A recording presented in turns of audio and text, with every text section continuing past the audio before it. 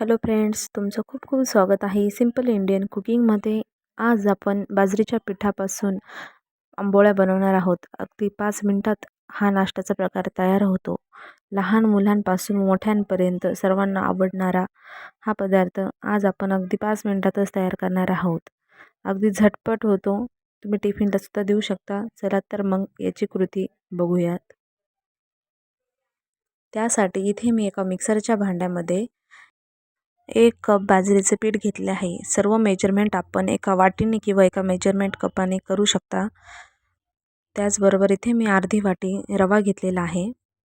त्याच वाटीने घेणार आहोत आणि अगदी थोडीशी आपण इथे पोहेसुद्धा ॲड करणार आहोत. सर्व जिन्नस आपण मिक्सरला छान बारीक करून घेणार आहोत. इथे तुम्ही बघू शकता अगदी छान फाईन पावडर बनवलेली आहे. आता त्याच कपाने इथे मी 1 कप दही घेतलेला आहे आणि दही जर नसेल तर तुम्ही इथे पाणीसुद्धा वाढवू शकता. व त्याच कपामध्ये मी आता 1 कप पाणीसुद्धा ॲड करणार आहे. व यामध्ये आता आपण थोडेसे मीठ ॲड करणार आहोत आणि चांगलं मिक्सरला आपण याचं वाटण करून घ्यायचं आहे.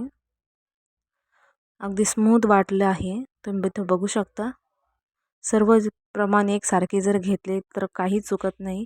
आंबोळेसुद्धा अगदी परफेक्ट बनतात. त्याच्यामुळे कोणत्याही एका वाटीने किंवा मेजरमेंट कपने तुम्ही इथे सर्व जिन्नस मोजून घ्यायचे आहेत. तुम्ही इथे बघू शकता मी एका बाउलमध्ये ट्रान्सफर केलेलं आहे सर्व मिश्रण आणि अगदी याच पद्धतीने बनवायचं आहे. जास्त पातळही नाही, जास्त घट्टही नाही. चांगलं एकदा मिक्स करून घेऊया.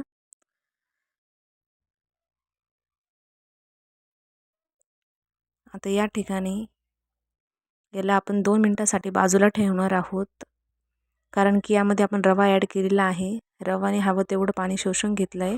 तुम्ही बघू शकता थोडंसं वाटण आपलं घट्टसर झालं आहे. आता जेवढं लागेल तेवढंच आपण आंबोळ्यांसाठीचं बॅटर बाजूला काढून घेतलं आहे. बाकीचं मी फ्रीजमध्ये ठेवलेलं आहे. तुम्हाला लागेल तेव्हा तुम्ही ते काढून बनवू शकता. फक्त एवढंच लक्षात ठेवायचं आहे की सोडा किंवा इनो तुम्ही त्यात ॲड करायचं नाही आहे. तर एकदा मी ते छान मिश्रण सगळं मिक्स करून घेतलं आहे आणि एका पॅनमध्ये एकसारखा आकार यावा म्हणून मी ही छोटीशी कढई ठेवलेली आहे. तर यामध्ये थोडंसं तेल टाकून घ्यायचं आहे. गॅसची फ्लेम अगदी मिडियमच ठेवायची आहे. इथे मी आता 1-2 पळी मिश्रण टाकून छान थोडंसं पसरून घेतलेलं आहे. तुम्ही तर बघू शकता अगदी छान जाळी आलेली आहे. तुम्ही सोड्याच्या ऐवजी इनोसुद्धा टाकू शकता.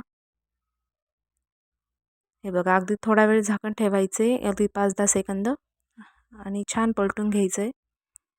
अगदी सहज उलटले पलटले जातात. तुम्ही बघू शकता अगदी ब्राऊन कलर आलेला आहे. अशा पद्धतीने दोन्ही बाजूने छान भाजून घ्यायचे. लहान मुलांना तर खूप आवडतात. एकदा नक्की ट्राय करा. रेसिपी आवडली असेल तर चॅनलला सबस्क्राईब करा, लाईक करा, शेअर करा. धन्यवाद.